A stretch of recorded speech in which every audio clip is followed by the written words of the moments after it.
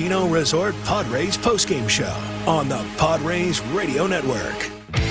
Coming up, we'll deliver a full recap of today's game, including highlights from the biggest moments. Listen to Craig Stammen's postgame comments. Plus, we'll bring you today's play of the game. From the Padres Radio Network, here's Sam Levitt. The 0-1 pitch. Sheets swings, sends it in the air, deep to right center field. Frelick is back. He's at the wall. This one, gonna go! Gavin Sheets gets it done. A 3-run go-ahead homer here in the top of the 9th inning. Sheets pumps his fist as he hits third, and the Padres have done it again. The comeback kids at it again with maybe their most impressive comeback of the season. On the road this time, down to their final out in Milwaukee here tonight as the Padres win it 3-1 against the Milwaukee Brewers to take game 2 of this 3-game series. Sam Levitt with you on our Jamul Casino Resort Padres postgame show on the Padres Radio Network. A lot to do on our postgame coverage. We'll hear from Padres manager Craig Stammen, recap this game from start to finish, a full look at the out-of-town scoreboard, and much, much more. As always, our postgame coverage brought to you by Jamul Casino Resort. Hey, player, need a little me time? Jamul Spa was just named one of the top 100 spas in America. Jamul Casino Resort, the players' place. Man, oh man, what more can you say about the way the Padres continue to simply find ways to win these games? I said it just a moment ago. I know they had that huge comeback down by 6 runs earlier in the season, but look at what was going on in this game tonight. Consider this: in the 9th inning, the Padres had been set down 19 in a row by Brewer pitching, and then you had the Andujar single, the Bogarts walk after he fell behind 1-2, and Gavin Sheets with another go-ahead home run in the top of the 9th inning. Second time he's done it this year. You remember that home run in Colorado, puts the Padres ahead 3-1, and they go on to win by that final score. Just another unbelievable comeback and ending for this baseball team on a night where they could not hit at all for 8 2/3 innings. I mean, tip your cap when you have to. Jacob Mizorowski was absolutely excellent in this game here tonight. Electric. 7 shutout innings, gave up just 4 hits. Michael King was really good as well. Ran into trouble in the 5th inning. Some weird defensive stuff went on. Gave up a run, and it looked like through 8 2/3 innings tonight, it looked like that one run given up on the fielder's choice in the 5th inning was going to be the lone run of the game. But as the Padres have done so many times in the first quarter of this season, they were down, but they were never out. And this is a baseball team that just finds ways to win games late. I mean, consider this. Now, 42 games into the season. Tonight was already the 4th time the Padres have won a game when trailing heading into the 9th inning. It was already the 7th time this season that they've won a game when being tied or trailing going into the 9th inning. I mean, these are just unbelievable wins, and they're doing it time and time again. I mean, we just saw one on Sunday against the Cardinals down to their final strike. Nick Castellanos hitting the game-tying 2-run home run. The Padres win it in extra innings. So credit where credit's due. They continue to find ways to win these ball games, and Gavin Sheets, once again, the hero in this game, a huge 3-run home run, and you could kind of feel it coming. I know that sounds crazy to say, but couldn't you? If you're watching this game, listening to this game, and you've, watched this team through 40-plus games now, once Andujar got on base, once Bogarts drew the walk, and Sheets is coming up, you just kind of felt like if Uribe made a mistake, like Sheets was going to make him pay. And this team has been so good at coming back in games and just finding the big swing when they absolutely need it. And despite some of the offensive struggles tonight, despite a lot of the offensive struggles in the early part of this season, the Padres will go to sleep tonight 25-17 and with a half-game lead at least over the Dodgers for first place in the National League West. So unbelievable win. Padres continue to just find ways. And tonight, same old story where with their backs up against the wall, they just find a way to get it done. And this time it was Gavin Sheets, the hero with the home run. A lot to break down on the pitching side of things. I don't think you could tell the story of this game without discussing what the Padres did pitching-wise tonight, keeping it a scoreless game, keeping it a one-run deficit. And certainly when you have these kinds of comeback wins, that's a part of the story, is the pitching staff keeping these games close. And there are a lot of different names to talk about as far as the contributors to this win here tonight. But again, Gavin Sheets, another huge swing and another comeback win for the San Diego Padres, who no doubt in the first month plus of the season, this has been their identity. And we've talked about it a lot. Has it all been perfect in the early part of the year? No. But at the end of the day, your record is your record. And this team has had a clear identity of they can be down, but they are never out. And they are always one swing away, it seems like, in these close games late, from finding a way, having a big moment, and getting the big hit when they absolutely need it with their backs up against the wall. And once again tonight in Milwaukee, that's the way it went as the Padres win it 3-1, sets up the rubber match of this 3-game series tomorrow. When we come back, we will recap this game from start to finish. We have all the radio highlights for you. We'll go back to American Family Field in Milwaukee, hear from Craig Stammen. Again, the final score, Padres 3 and the Brewers 1 on the Padres Radio Network.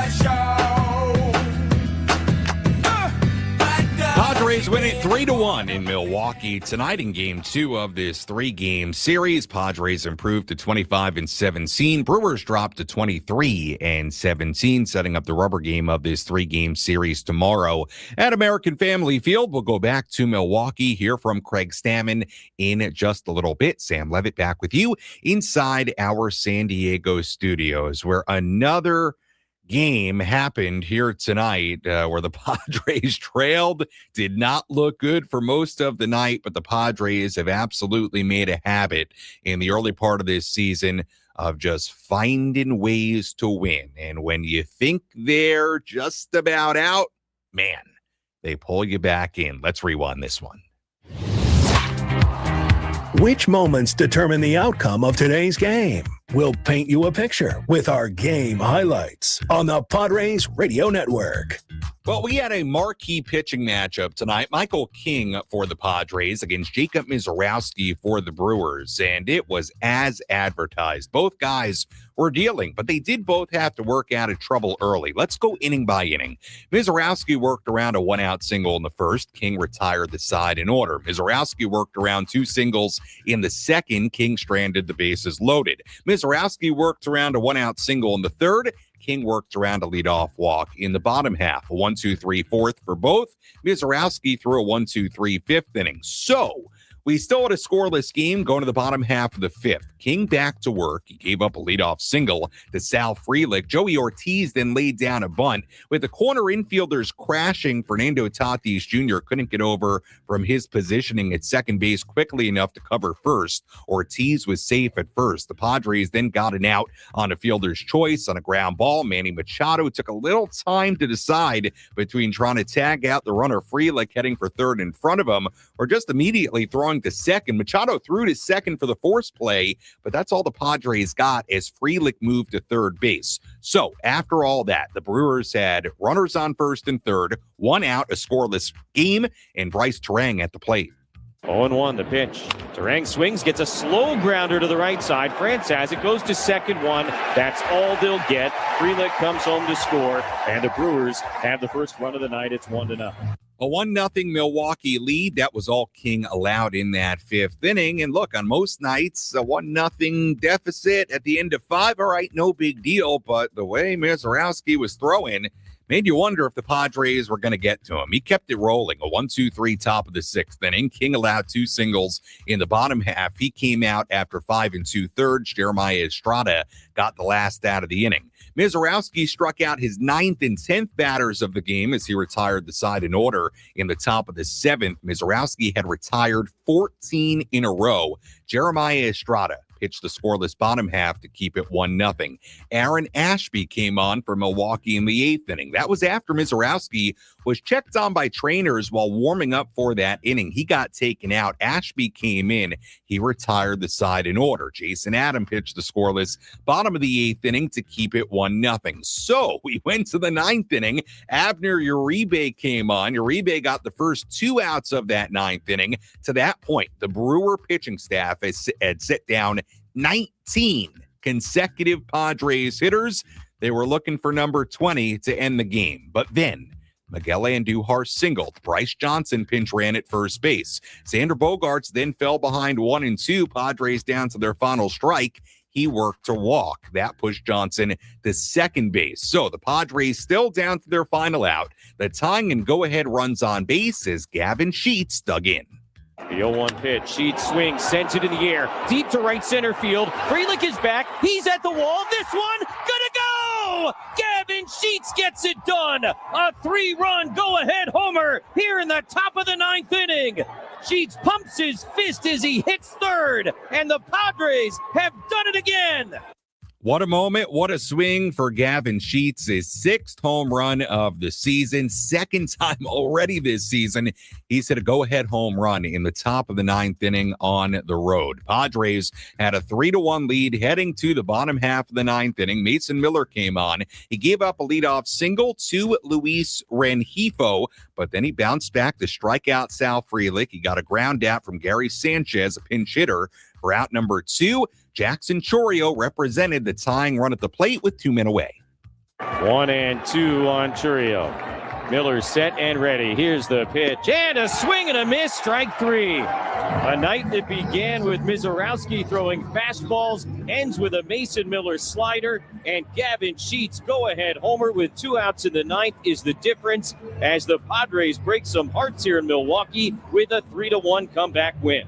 Another come-from-behind victory, another big swing in the ninth inning. Final score here tonight, Padres 3, Brewers 1. 3 runs, 6 hits, no errors for the Padres. 1 run, 9 hits, no errors for the Brew Crew. Padres now 25-17. The Brewers drop to 23-17. Brewers see a 5-game winning streak come to an end. They were so close to making it 6 wins in a row, and it sets up the rubber match of this series tomorrow in Milwaukee. We'll have much more on that game coming up a little bit later. You know, I said in the opening segment, maybe the best win of the year for the Padres, the most dramatic of all the comebacks. And look, you can take your pick on a lot of them already. They've been so good at this, and they keep on doing it time and time again. But hey, I'll tell you what, I think this one is a candidate for this reason purely. I mean, look at what was going on. They were down 1-0 in that ninth inning. Nothing going on offensively whatsoever. I mean, just to give you a little perspective, they had a single by Fernando Tatis Jr. in the third. They did not have another base runner until there were 2 outs in the ninth inning. That's how quiet the offense was in this game. That's how good Mizorowski was in this game. And then after the Brewer pitching staff had retired 19 in a row, it went Andujar single, Bogarts walk, Sheets 3-run homer, Miller gets the save, game over, Padres win. They did it again, found a way at the end to pull it out, and the Padres will go for a series win in Milwaukee tomorrow. When we come back, we'll hear from Padres manager Craig Stammen. Again, the Padres win it in Milwaukee 3-1 on the Padres Radio Network.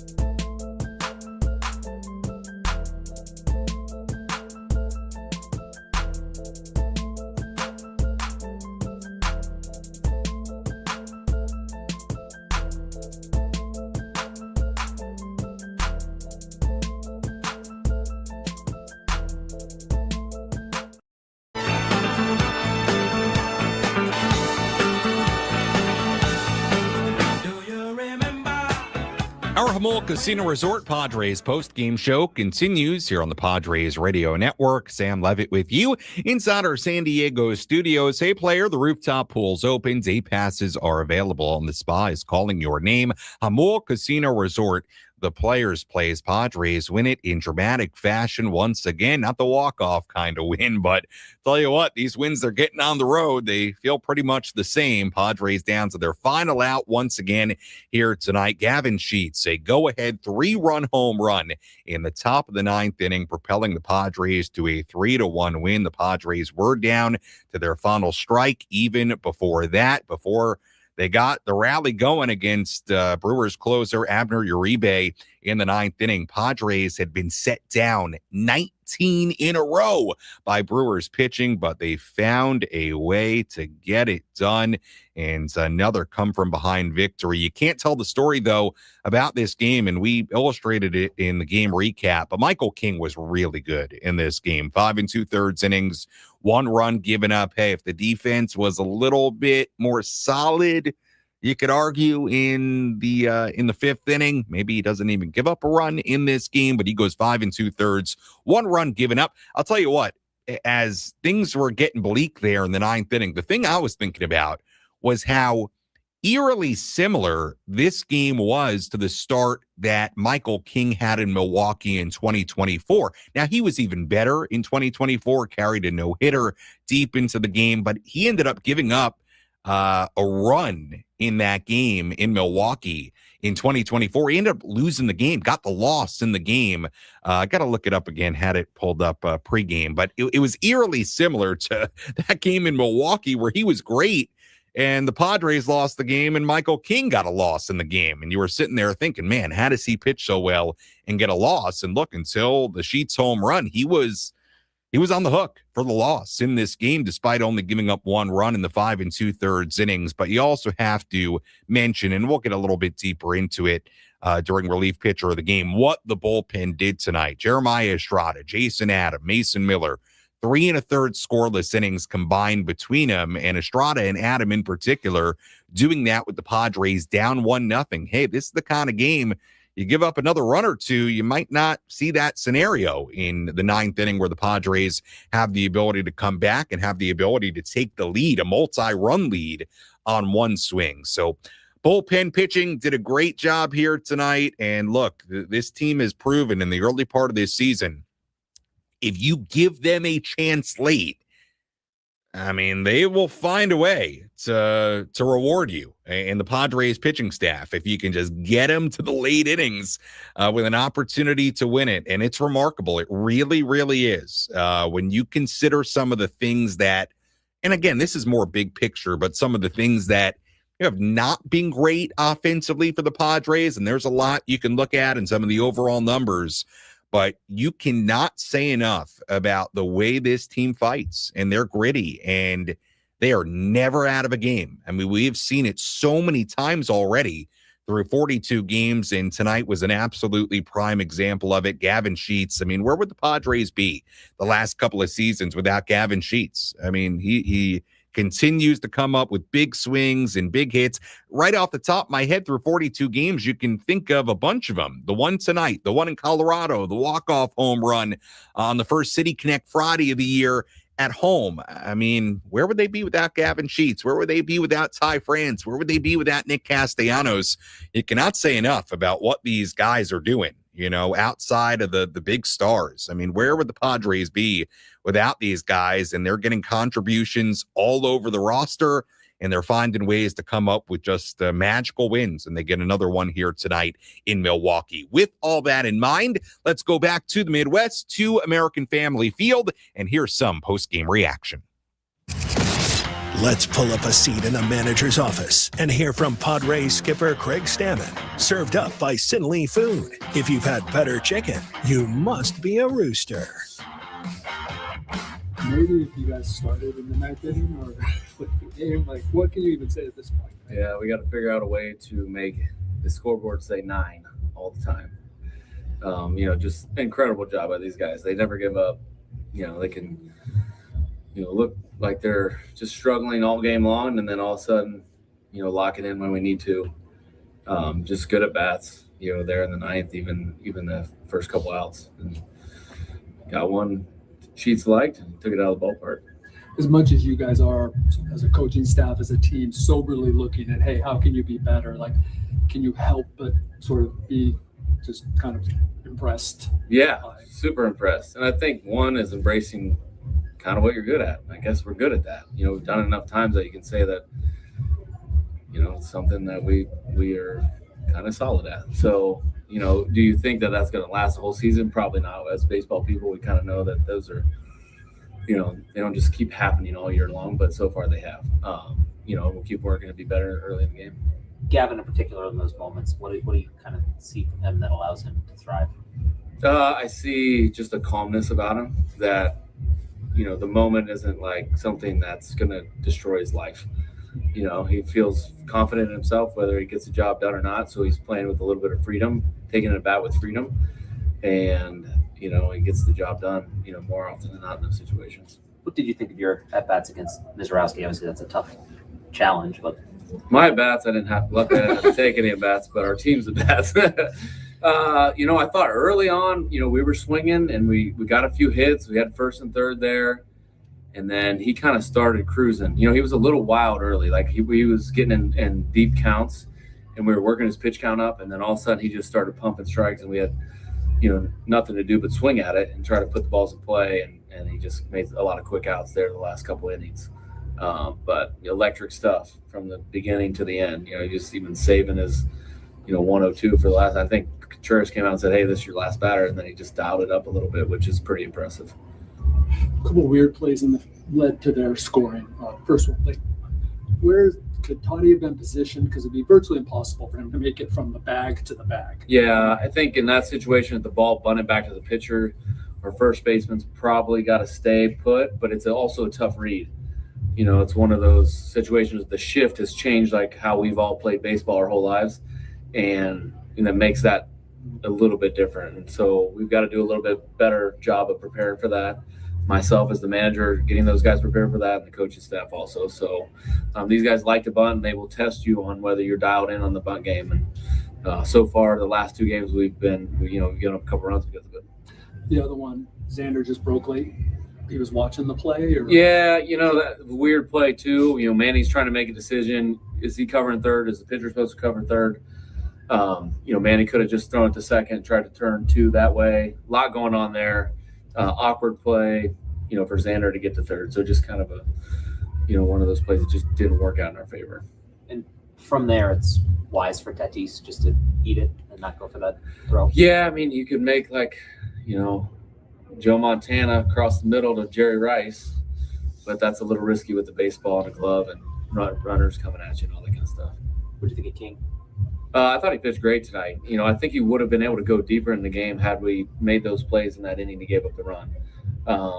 But he looked solid all night, really controlled, their bats. And, outside of a couple walks and a couple hits, he pitched great.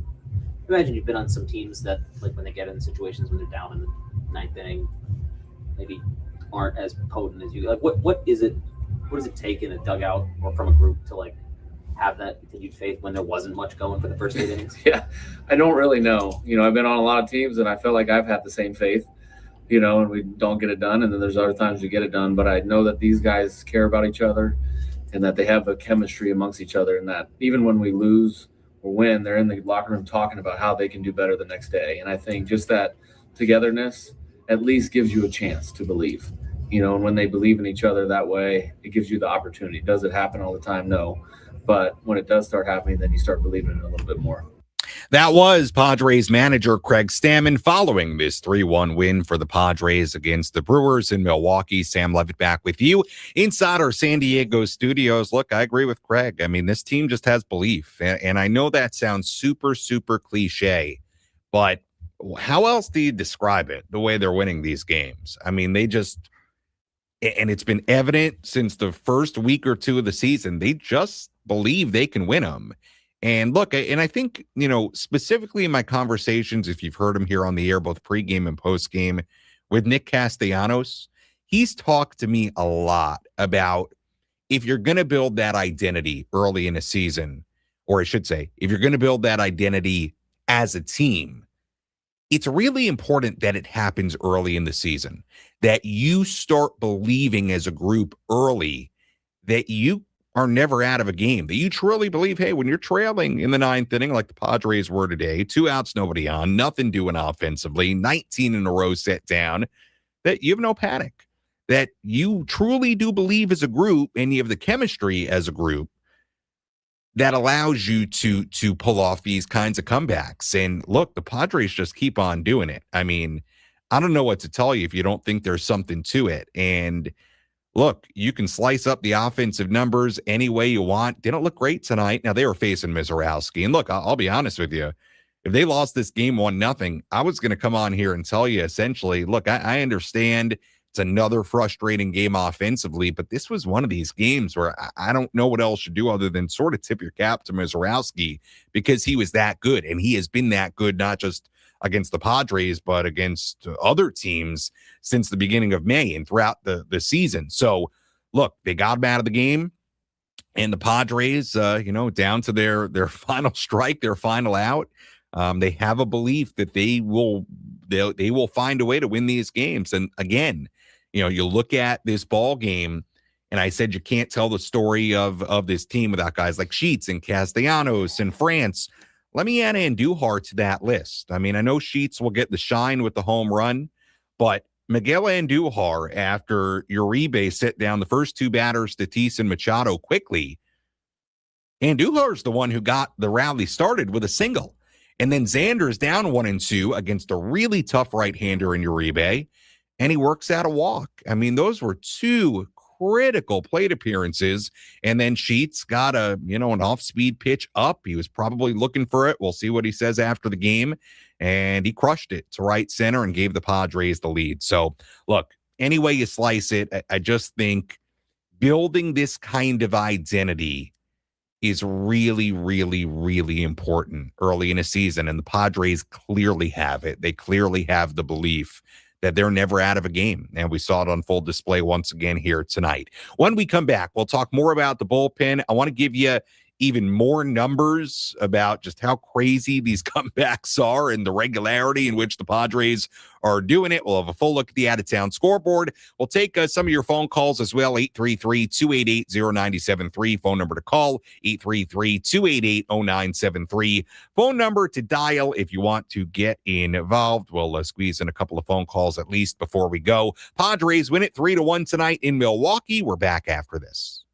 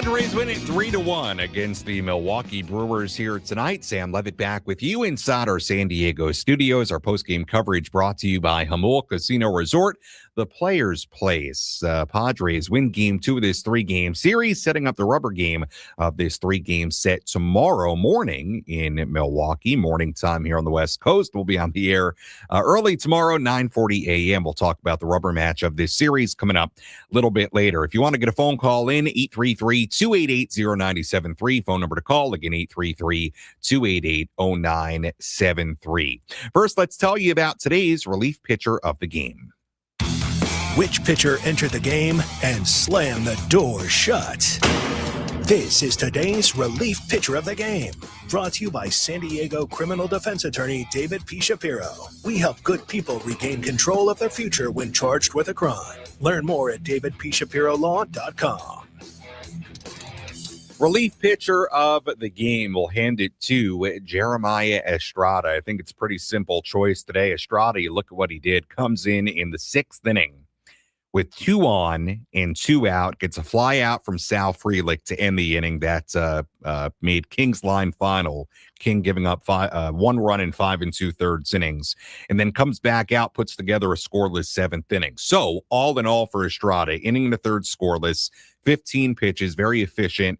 And again, with the Padres down 1-0 and 2 on in the 6th inning, those runners, the inherited runners belonging to Michael King, Estrada gets out of the jam and then kept it 1-0, got 4 outs in this game. So Jeremiah Estrada, our relief pitcher of the game. Jason Adam also deserves credit tonight. Scoreless 8th inning, kept it 1-0. And then Mason Miller recording his 13th save of the season with the scoreless 9th inning after the Padres took the lead. Miller now 13 for 13 in save opportunities to begin the season. He continues to be terrific. And I also want to point this out. Jeremiah Estrada, since coming off the IL, has been much more like the Jeremiah Estrada of years past. Since coming off the IL now, 5 appearances, 5 2/3 innings. He struck out 8, a 1.59 ERA, 111 opponent batting average, 0.53 whip. He's only walked 1 in those 5 appearances. Make no mistake, that has been a major development for the Padres bullpen, getting Jeremiah Estrada back. His velo's been better and the results have been better, and that was a huge inning and a third here tonight in the context of this win. So Jeremiah Estrada, our relief pitcher of the game. Let's talk about today's heart of the order. Let's take the pulse of the Padres and check in on the Heart of the Order, presented by Palomar Health, the official healthcare provider of 97.3 The Fan. Palomar Health, leading with heart for every patient. Palomar Health is reimagining healthcare. Well, the Heart of the Order had 1 hit tonight between Machado, Andujar, and Bogarts. However, the 1 hit was really important. It was the single by Andujar in the 9th inning with 2 outs that snapped that 19 in a row set down by the Brewers pitching staff. And then it was the Bogarts walk, and then Sheets hit the home run. So Manny 0 for 4, Andujar 1 for 4. The single, though, is huge. And Bogarts did take an 0 for 3, but the walk he had was huge. And that's a look at the Heart of the Order tonight, how the 3, 4, 5 spots Manny, Andujar, and Xander did tonight. Obviously, the number 6 hitter, Gavin Sheets, had the biggest swing of the game. Let me give you some numbers here about the comeback and Gavin Sheets. How about this? Gavin Sheets with that home run tonight. This is according to OptaStats on X and passed along by Padres PR. Gavin Sheets became the first player in Major League history to hit a go-ahead 3-run home run or more, 3-run home run or a grand slam in the 9th inning 3 times in the same season. Remember, he had the home run in Colorado. He had the walk-off home run on the City Connect Friday night, which was against who is that against? The Rockies. He had that one, the one in Colorado, and the one here tonight. So again, he becomes the first player in Major League history to hit a go-ahead 3-run home run in the 9th inning 3 times in the same season. And may I remind you, it's May 13th. So he's done that all within 42 games, all before end of May 13th. So pretty remarkable. And for the Padres as a team, again, the numbers here are just incredible. The Padres had their 13th comeback win tonight, their 13th win decided in the 7th inning or later, and their 8th win earned in their last offensive half inning. And I told you a little bit earlier, let me pull up the notes here again.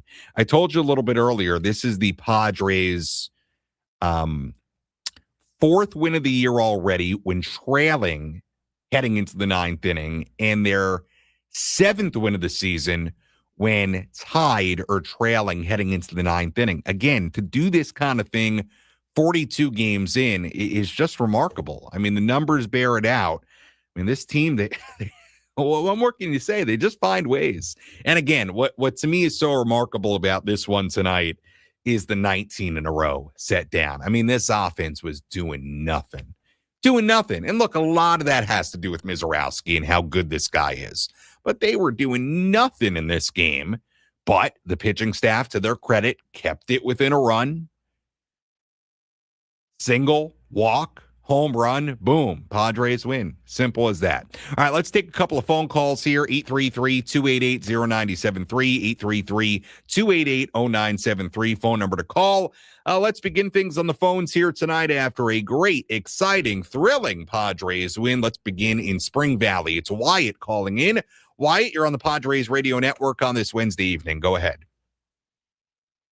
Man, what a win. I mean, to say this for the millionth time this season, what a crazy win.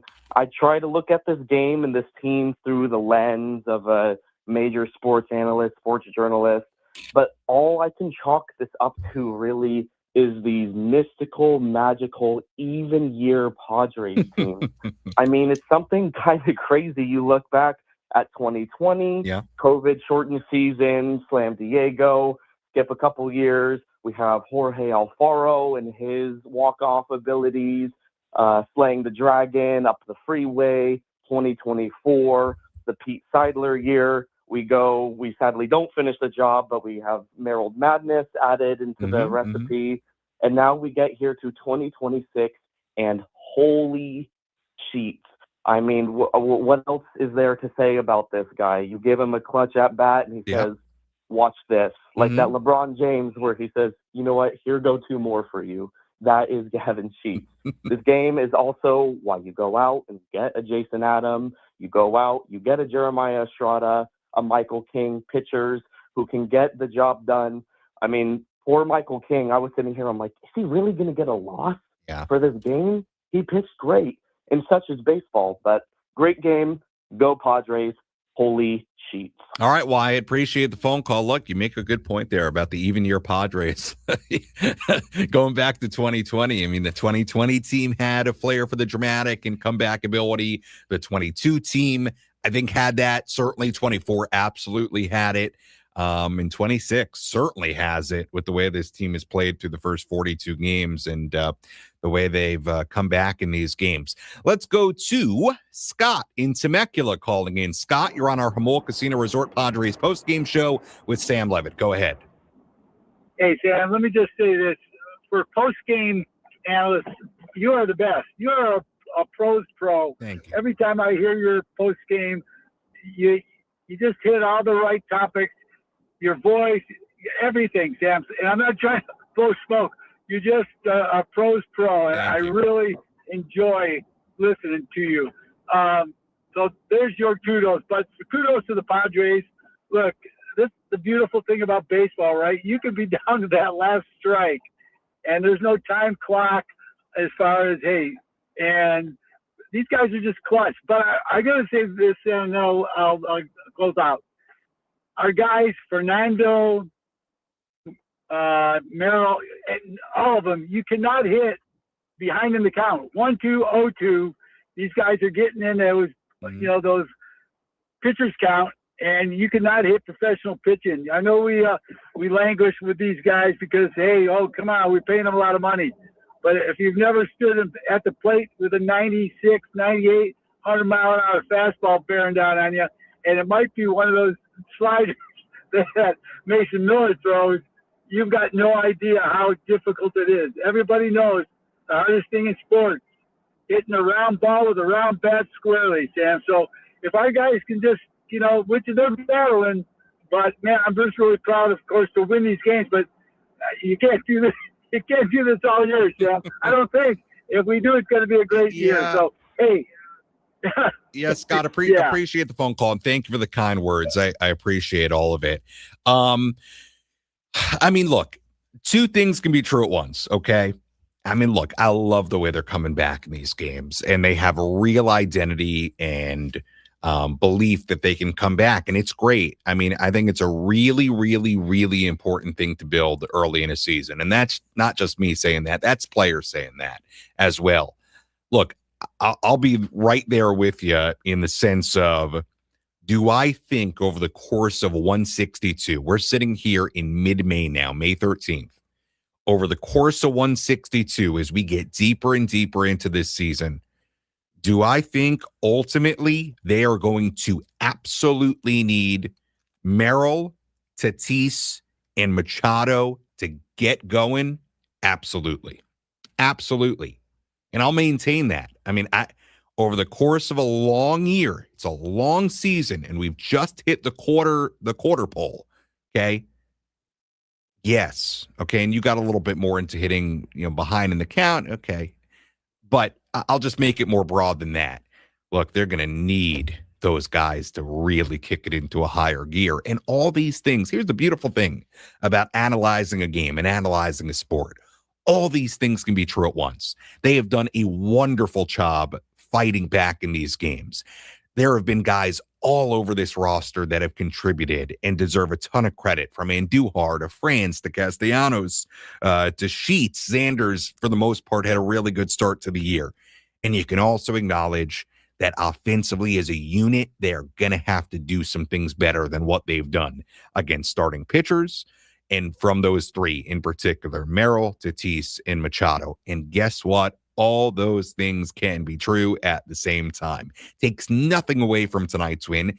Takes nothing away from what they've done. And look, I think that we talk big picture stuff. That's a big picture thing, getting those three guys going.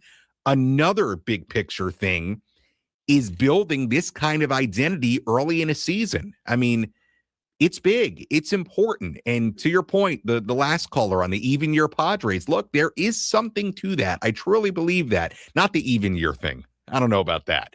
But there is something to a team building and having an identity, a belief that they're not out of games. And I do think that's something important. I do think it's an intangible that certain groups have and certain groups don't.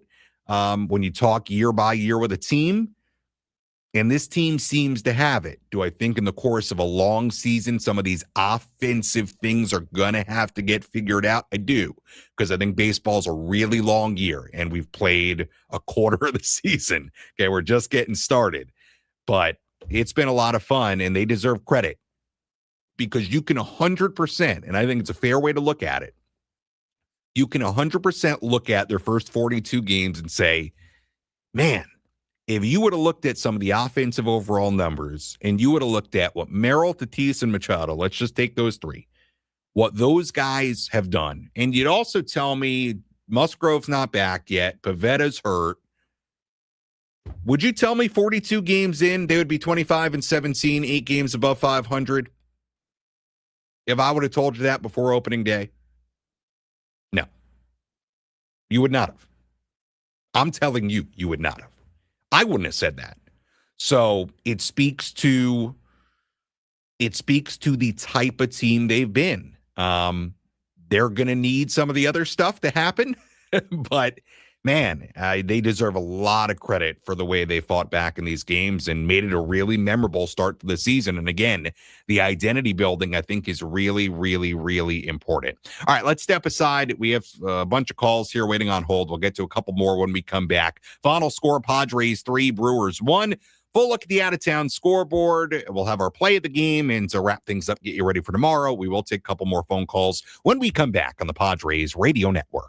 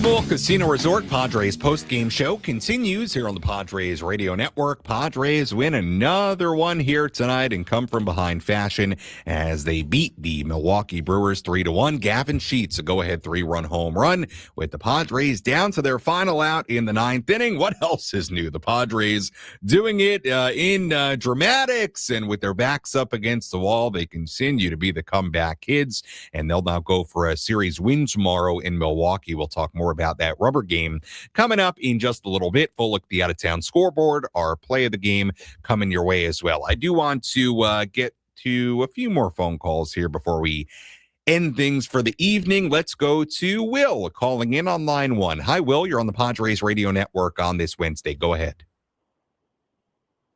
Hey, Sam. I'm headed home from Milwaukee on I-94, and just wanted to say to all the Padres fans in San Diego, they are hanging tough, and keep in mind that regression to a mean means that you can turn things around. So if they keep winning games like this, I was telling my daughter, it was her first Padres game tonight, keep the faith. Mm-hmm. Keep the faith. They will regress to the mean. The bats will wake up. They just got to keep the pitching going, the defense going. The bats will come around. Yeah, all right, Will, I like it. Hey, Will, out of curiosity, where do you live that you're on I-94? Headed to Madison. All right, head to Madison. All right, home of the Badgers. All right, I've made that I-94 drive the other way, going Chicago to Milwaukee quite a bit, so I'm familiar, Will. There you go. Appreciate the phone call. Have a good drive home, okay? Thank you for checking in. Yeah, you have a good night. All right, Will. Oh, nice. Will up in Madison, checking in from Wisconsin. I like that. Look, I think Will's right. And, you know, in the last segment, I looked at it from the perspective of they're going to need these guys to hit. And I think everybody knows that. I think the guys inside that clubhouse know that they're going to have to hit eventually for this team to get to where they want to go. I will say this, though, to Will's point. There is certainly a way to look at this start and say, man, and I kind of alluded to it in the last segment, but man, the fact that the record is what it is, despite these guys not hitting. I mean, are you telling me that Manny's going to be hitting 188 when the year's done? Are you telling me that? And look, I know for Fernando, it is not, you know, the home run thing continues to roll on, but I'm still, you know, willing to bet that Fernando's going to get it going, that he's going to figure this out. I do believe that he will figure this out eventually at some point. Merrill, same thing. So, yeah, I mean, again, I will put it as regression to the mean. Yeah, I mean, baseball would tell us, if we look at the game and we look at players and we look at back of baseball cards, and I understand if you're out there saying, oh my goodness, I don't want to hear about the back of the baseball cards. I don't want to hear. I get it. However, baseball generally will tell us that those guys are going to get those numbers up, right? I mean, we know that. I think we can agree about that generally, baseball will tell us that those numbers are going to come back the other way. Okay, now is Fernando going to hit 30 home runs? I don't know. You know, is he going to hit 25? Is he going to hit 20? I don't know. He's going now 40-plus games without. So, you know, yeah, some of the numbers, there is a chance that home run total for Fernando is going to be a lot lower than what you would have said at the start of the year. Again, I'm getting way ahead of myself here. But history would tell us that he's going to figure it out. History will tell us that Manny's going to get it going, that Merrill's going to get it going. So, yes, you can kind of dream of, wow, well, they've kind of figured it out without those guys. What happens when those guys are hitting? Yes, it's a nice scenario to think about. All right, let's squeeze in another phone call or two here. Let's go to, how about Rich in San Diego? Rich, you're on the Padres Radio Network. Go ahead. 2 words. I know we're not supposed to say it. Grit squad. Rich, you made me nervous. Did Rich hang up? That's all he had? Rich made me really nervous there. He made me, my finger went to the dump button. I was like, what is this guy about to say?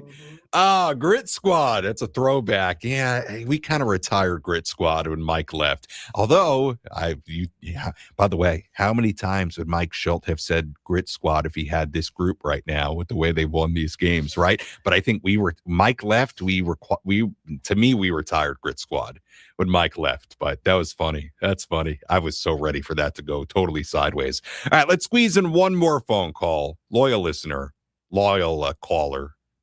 Where did that come from? My New York accent coming out. Let's go to Renee in Spring Valley. Hi, Renee. You'll have the final word on the phones tonight. Welcome in. Hey, thank you for that, Sammy. And to as one caller said earlier, he was mentioning how great your show is, and he was giving you acclamations. And I hadn't called the post-game show in many years until I started listening to your show, and I don't think I've ever stopped to mention.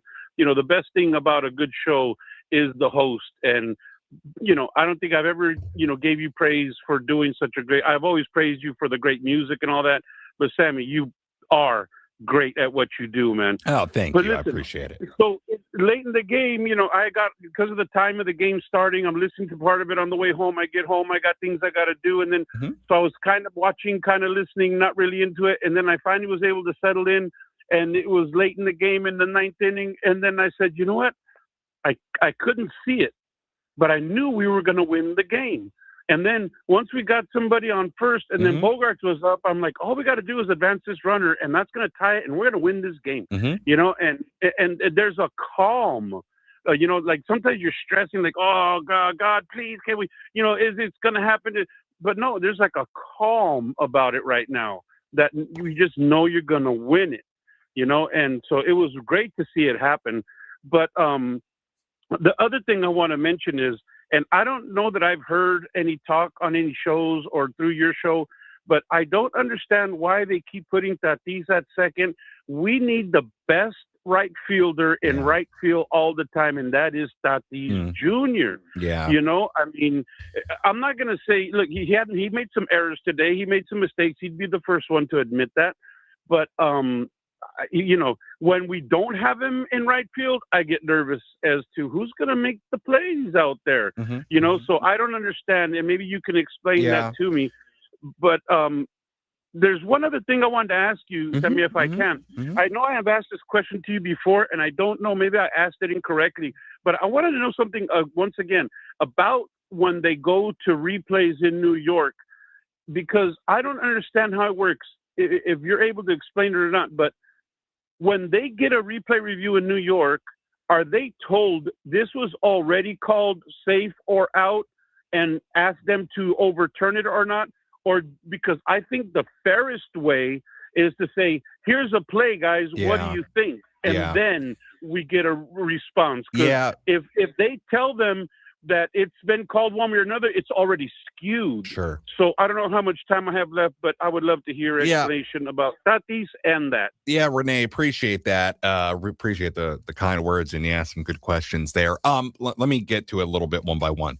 On the ABS thing, to my knowledge, the replay room knows what the call in the field was. Now, that's an interesting point. Could you make the argument like those umpires in the replay room shouldn't even know what the call is? I guess, but keep in mind they have that differential between confirmed, the call was confirmed, and the call stands. And they are very specific when they say that. And remember, the call on the field, they need clear and convincing evidence that they can overturn it. So when you hear stands, they're essentially saying, well, we don't have enough evidence to overturn this call or to confirm the call, but the call in the field is standing because, look, in a lot of situations like that, it's on those really, really close plays where it may be a little bit inconclusive, even with the replays. To my knowledge, I'm not going to tell you this 100% because I've never really thought about it. I would have to imagine those umpires know what the call in the field was. Could you make the argument that them reviewing it, if they know what the call on the field is, could skew them a little bit? I guess. I also could be wrong, Renee. I'll try to check on that. I'll be honest. I don't even know the answer to that, if the umpires in the replay room know the call on the field or not. I would imagine they do, because to me, it's never appeared to be a secret, and those umpires are watching the game. You know what? I'm going to almost guarantee you they know it, because how would they not? They're looking at the video replays. They know what the call was. So I'm like 99.9% sure they do. Can that skew them a little bit? I guess when they're, but look, those umpires are looking for clear and convincing evidence either way, to confirm, to overturn. And the stands ruling is typically, hey, we couldn't figure out a way to confirm it, nor could we overturn it. So we're just going to say the call on the field stands. There's an inconclusivity to that labeling of the call. The other point on Tatis in right field. Look, I love the idea of Tatis at second base. When it first started happening, I will say I'm a little surprised of how often he's played second. I didn't think it would be so often. Now, I think that's happened for a couple of reasons. Number one, the Cronenworth injury lately plays a role in it, because Cronenworth is not playing second base. You also have the fact that they are trying to work guys into this lineup. Castellanos has been one of their better hitters the last week.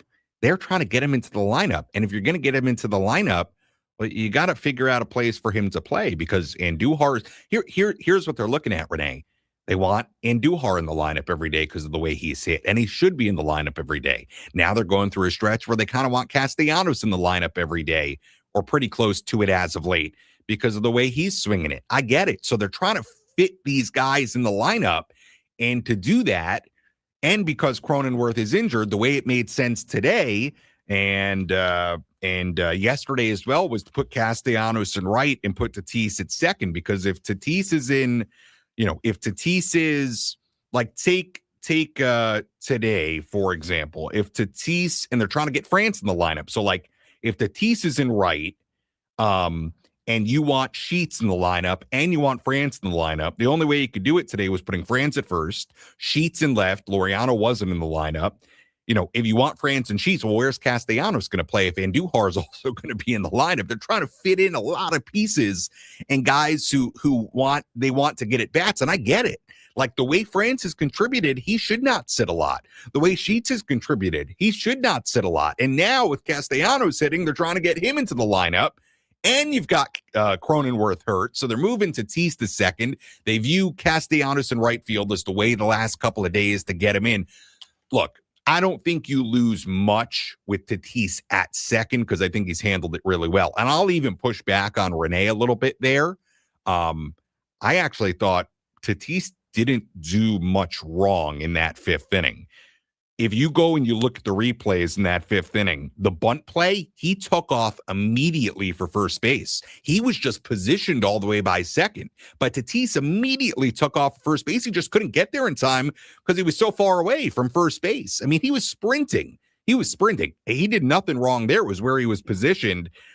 Then you had the fielder's choice by Terang. Look, the first baseman, France, comes over. Tatis, he took a little bit of a weird route to get to first base. That was maybe a little bit of the inexperience of playing second.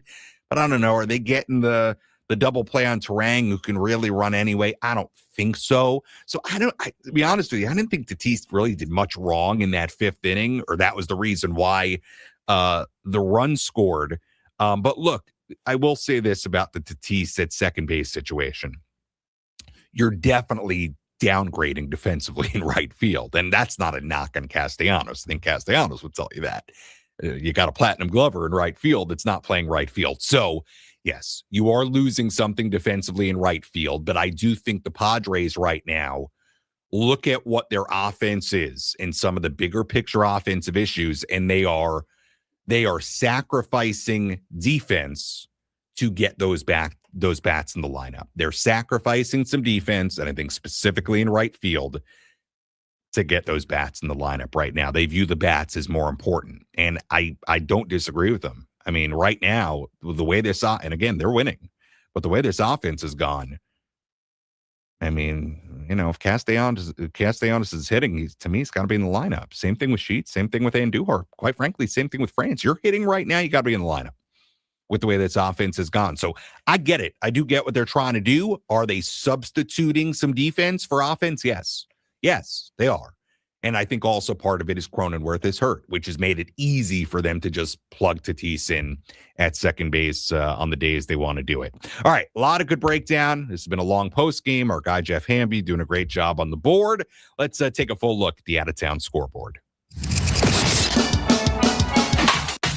Let's take a trip around the bigs to highlight the scores that matter most with our out-of-town scoreboard. Presented by Jensen Premium Beef Patties. Always a hit for grilling. Take a full look at the out-of-town scoreboard on this Wednesday evening. We've got a couple of games going on right now. Let's give you those. A's leading the Cardinals 4-1 in Sacramento in the 7th inning. Dodgers leading the Giants 4-0 in the 5th inning in LA. Everything else has gone final. Orioles 7, Yankees 0 in Baltimore. Guardians 4, Angels 2 in Cleveland. Rockies 10, Pirates 4 in Pittsburgh. Nationals beat the Reds 8-7 in Cincinnati in 10 innings. Red Sox beat the Phillies 3-1 at Fenway tonight. The Blue Jays beat the Rays in 10, 5-3 in Toronto. Mets beat the Tigers in 10, 3-2 in New York. The Braves beat the Cubs 4-1 in Atlanta. White Sox beat the Royals 6-5 in Chicago. Marlins beat the Twins 9-5 in Minnesota. Rangers beat the Diamondbacks 6-5 in Arlington. And finally, Astros in 10 over the Mariners 4-3 in Houston. And that is a full look at the out-of-town scoreboard on this Wednesday evening. Well, the Padres were down to their final strike at one point, their final out in the 9th inning. They had 2 on, 2 out. The Padres down 1-0. Gavin Sheets, the swing that provided today's play of the game. One bounce, one hit, one pitch can be the difference between victory and defeat. What was the most important play in today's game? This is today's play of the game. Presented by Bill Howe Plumbing, Heating and Air, Restoration and Flood. We know how.